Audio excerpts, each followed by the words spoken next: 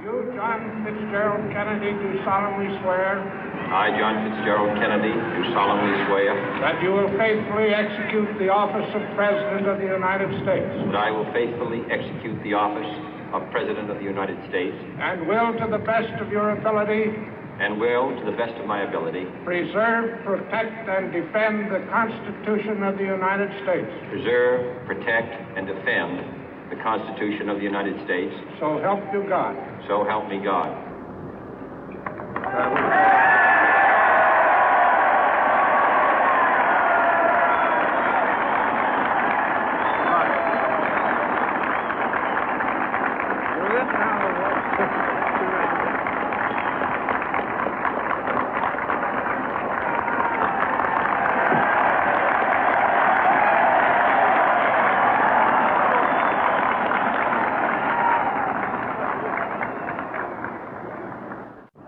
Vice President Johnson, Mr. Speaker, Mr. Chief Justice, President Eisenhower, Vice President Nixon, President Truman, Reverend clergy, fellow citizens.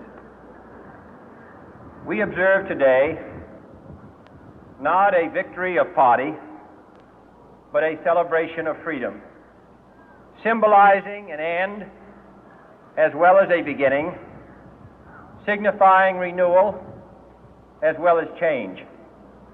For I have sworn before you and Almighty God the same solemn oath our forebears prescribed nearly a century and 3/4 ago. The world is very different now, for man holds in his mortal hands the power to abolish all forms of human poverty and all forms of human life. And yet the same revolutionary beliefs for which our forebears fought are still at issue around the globe. The belief that the rights of man come not from the generosity of the state, but from the hand of God. We dare not forget today that we are the heirs of that first revolution.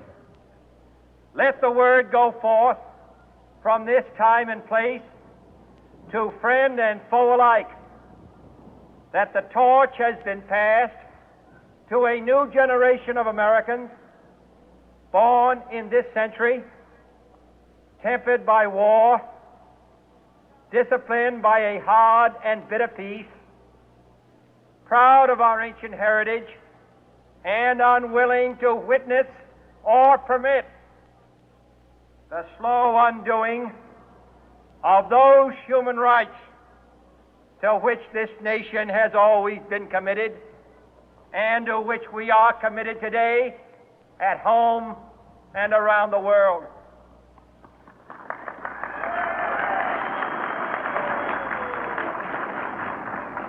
Let every nation know, whether it wishes us well or ill, that we shall pay any price, bear any burden, meet any hardship, support any friend, oppose any foe to assure the survival and the success of liberty.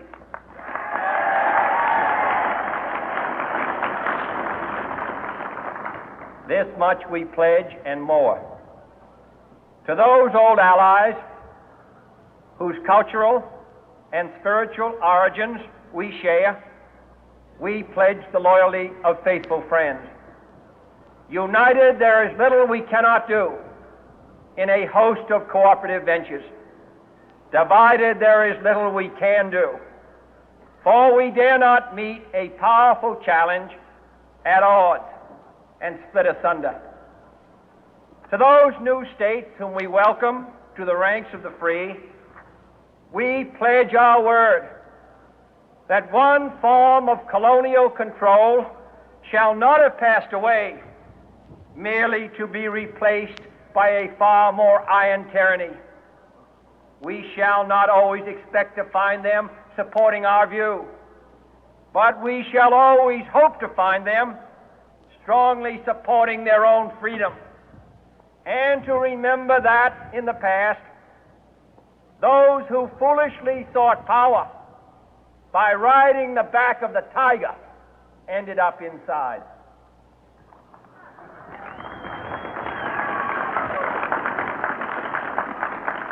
To those people in the huts and villages of half the globe struggling to break the bonds of mass misery, we pledge our best efforts to help them help themselves for whatever period is required, not because the communists may be doing it, not because we seek their votes, but because it is right. If a free society cannot help the many who are poor, it cannot save the few who are rich.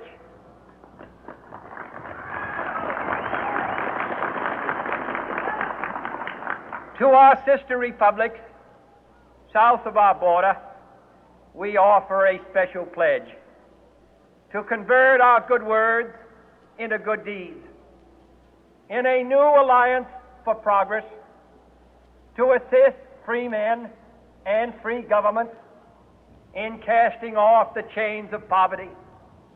But this peaceful revolution of hope cannot become the prey of hostile powers.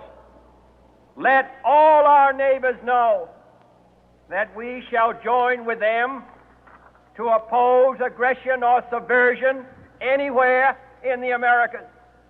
And let every other power know that this hemisphere intends to remain the master of its own house.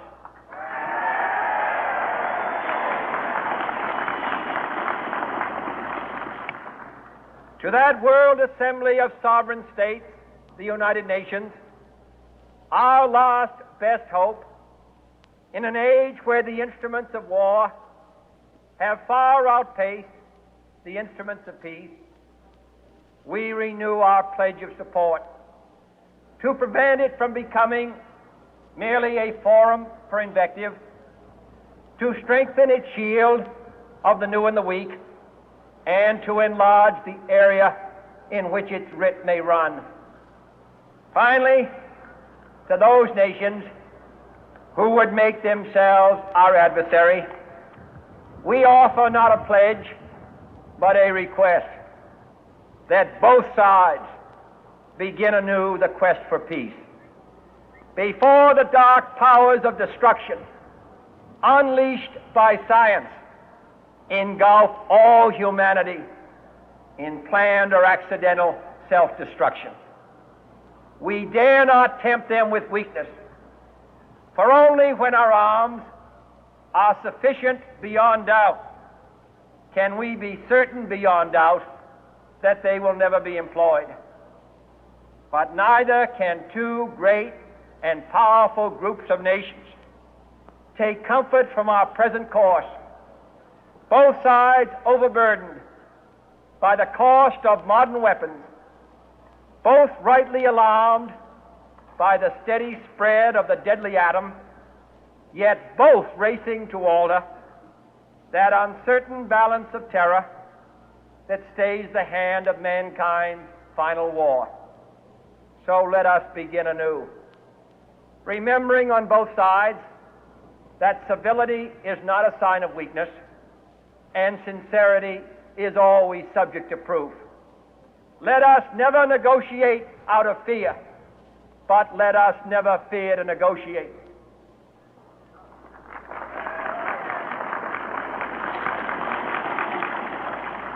Let both sides explore what problems unite us, instead of belaboring those problems which divide us.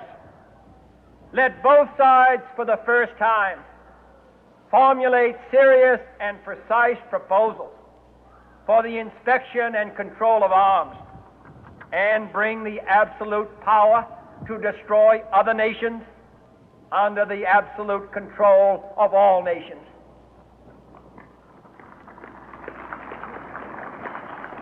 Let both sides seek to invoke the wonders of science instead of its terrors. Together, let us explore the stars, conquer the deserts, eradicate disease, tap the